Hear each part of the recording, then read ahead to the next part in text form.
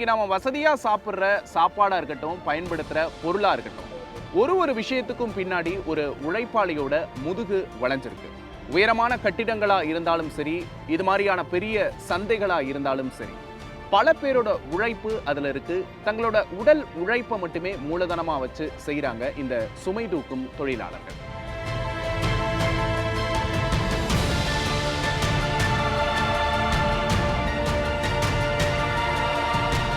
அடுத்தவங்களோட பாரத்தை சுமந்து தங்களோட வாழ்க்கையோட பாரத்தை குறைக்க போராடுற இவங்க வாழ்க்கையில இருக்கிற வழிகளையும் இவங்க வாழ்விலையும் இன்னைக்கு நாம கேட்டு தெரிஞ்சுக்க போறோம்.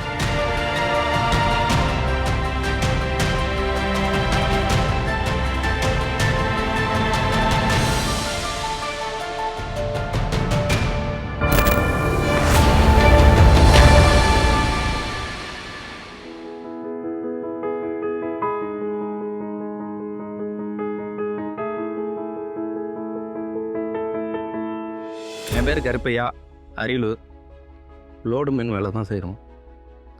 குடும்ப சூழ்நிலைக்கு தான் இங்கே வந்து வேலை செய்கிறோம். சின்ன பிள்ளையிலேருந்து 15 வயசுலேருந்து இங்கே தான் இருக்கேன், மார்க்கெட்டில் தான். இதுதான் எங்கள் வேலை.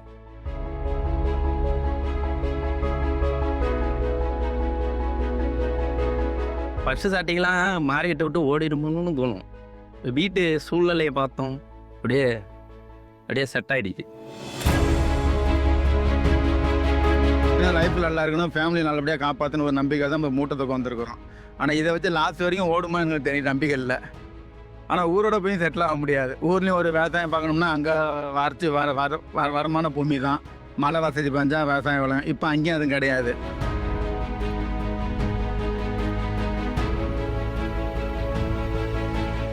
ஆனால் ஒரு நாள் லீவு போட்டோம் நம்ம பொழைப்பு போயிடும்.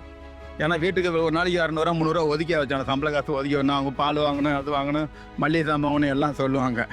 அந்த லைஃப் அப்படியே கேட்டால் சம்பாரிச்சு தான் ஆகணும்.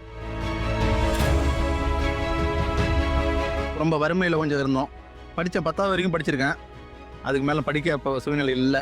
மார்க்கெட் வந்து 2011 வந்தேன். மூட்டை தூக்குற வச்ச வேலை தான் செஞ்சுட்டு இருக்கேன். குடும்பத்தில் யார் பையன் 2 பையனில் ஒரு பையன் ஹார்ட் அட்டாக்கில் இறந்துட்டாப்ல. அதனால் சமாளிக்க முடியல. அதனால் நான் ஓடி தான் பாடுபட்டு பிடிக்கணும் ஐயா. கஷ்டங்களில் 3 ஆப்ரேஷன் பண்ணிட்டு ஐயா. ஏன்னா அந்த கஷ்டத்தில் தான் நான் இந்த மூட்டை தூக்கி செய்திருக்கிறேன்.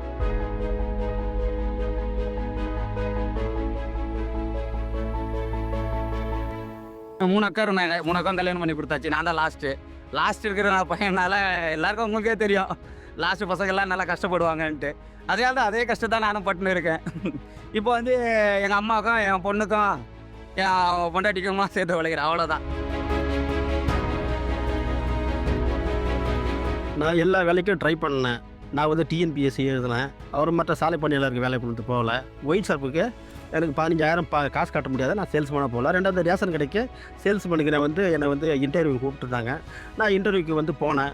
ஆனால் அவங்களுக்கு வந்து லெட்டர் வருதுன்னு சொன்னாங்க. எனக்கு வேலை கிடைக்கல. நான் அந்த வேலையவே செய்துக்கிட்டு இருக்கேன். 2000 நாங்கள் சென்னையில் குடியிருக்கேன். 27 வருஷமாக நான் குடிக்க இருக்கேன். ஆனால் அந்த வேலையை செஞ்சு வயிற்றை காப்பாற்றிக்கிட்டு இருக்கேன். பிள்ளைங்களை கொஞ்சம் படிக்க வச்சேன், அவ்வளோதான்.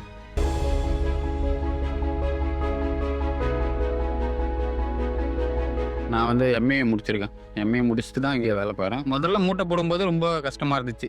மூட்டையை போய் போடும்போதெல்லாம் ரொம்ப பெயினர். ஏன்னா ஃபஸ்ட் டைம் அப்போ தான் மூட்டை தூக்கம் வந்தேன். மூட்டை தூக்கிட்டு போயிட்டே இருப்பேன். ஆனால் ஒரு கண்ணுல தண்ணெலாம் ஆட்டோமேட்டிக்காக கண்டு கலங்கி அழுதுகிட்டே போயிருக்கேன். நான் போயிட்டு கடையை கண்டுபிடிச்சி தேடி. ஆனால் ரொம்ப கஷ்டமான சுச்சுவேஷன்.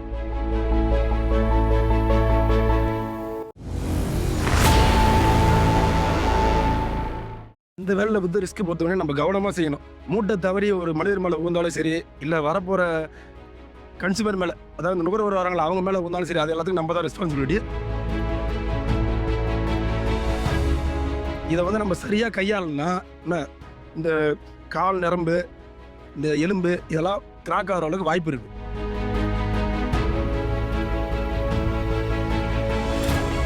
அதிகமாக வந்து மூட்டை தூக்கிட்டு போகிறது, லாங் போகிறதெல்லாம் ரொம்ப கஷ்டம். மீன்பாடி வந்து அதிகமாக டிராஃபிக் தான் அதிகமாக இருக்கும் மார்க்கெட்டை பொறுத்தளவுக்கு. இவச்சம் வந்து வெயிட் ஓவராக தூக்கிட்டு இருக்கிறதுனால ஒரு குறிப்பிட்ட வயசுக்கு மேலே எலும்பு தேய்மானம் அதிகமாகும்.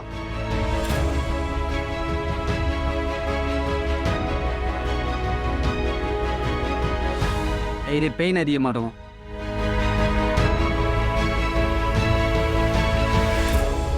மழை டைமில் கால் வைக்க இடம் இருக்காது. அந்த டைமில் கொஞ்சம் ஜாக்கிரதையாக வேலை செய்யணும். கொஞ்சம் நிதானம் தவறுனதுன்னா நம்ம பைப்பு அவ்வளோதான். இந்த கரண்ட் பாக்ஸ் இருக்குங்கள்ல, அந்த லைனெல்லாம் வந்து பாக்ஸு ஒரு இடத்துல சாஞ்சி கிடக்கு. அதெல்லாம் நிமித்தில் புகார் பண்ணி விட்டோம். அது அப்படியே தான் கிடக்குது அங்கேயும். அதெல்லாம் சரிப்படுத்தணும். முதலாளிமார்கள் வந்து இப்போ கூலிக்காரங்களாவே பார்க்குறாங்க. சரி வாப்பா போப்பாங்கிறதுக்கு வேலை இல்லாட்டா இப்போ வா அப்படின்னு தான் பேசுகிறாங்க.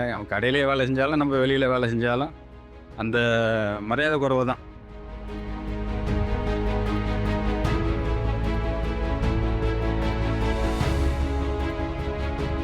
இது வந்து மூட்டை 50 கிலோ மூட்டை வருதுன்னா 10 ரூபா தான் கூலி.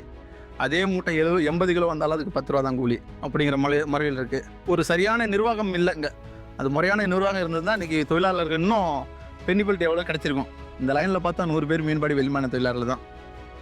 இப்போ நம்ம தமிழ்நாட்டு தொழிலாளர்களுக்கு அவ்வளோக்கான வேலை வாய்ப்புகள் குறைவு.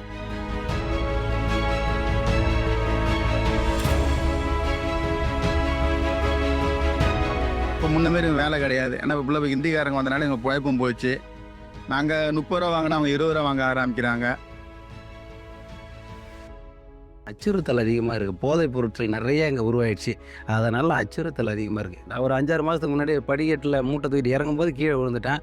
கால் எலும்பு உடஞ்சிச்சு. திரும்ப போனால் ஒரு 2 மாதம் 3 மாதம் அங்கேயே தங்கி பார்க்க வேண்டிய சூழ்நிலை. அது மாதிரிலாம் இருக்குது. எல்லாமே இருக்குது. உயிர் சேதமும் இருக்குது. எல்லாத்தையும் எதிர்கொண்டு தான் நாங்கள் இதில் பயணம் பண்ணுறோம்.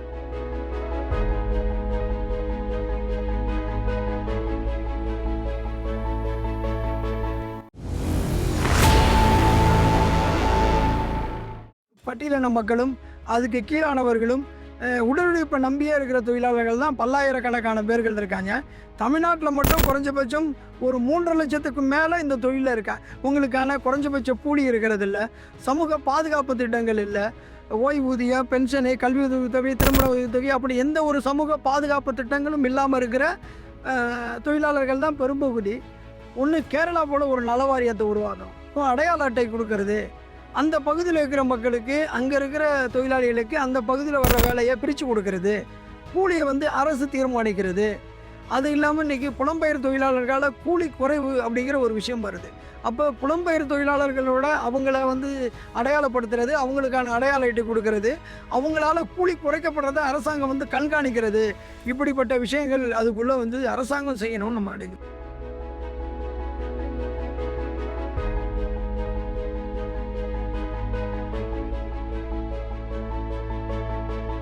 ஒரு நாளைக்கு 500-600 மூட்டைகள்னு இவங்க சொல்கிற கணக்கு நமக்கு ரொம்ப மலைப்பாக இருக்குது. அதை ரொம்ப அனாயசமாக சொல்லிடுறாங்க. ஆனால் அதுக்கு பின்னாடி ஒரு மிகப்பெரிய வலி இருக்கிறத உணர முடியுது.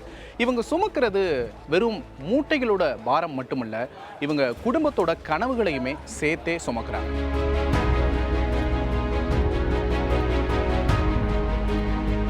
இவங்களோட சொல் அரியணை ஏறுமா? பொறுத்திருந்து பார்க்கலாம்.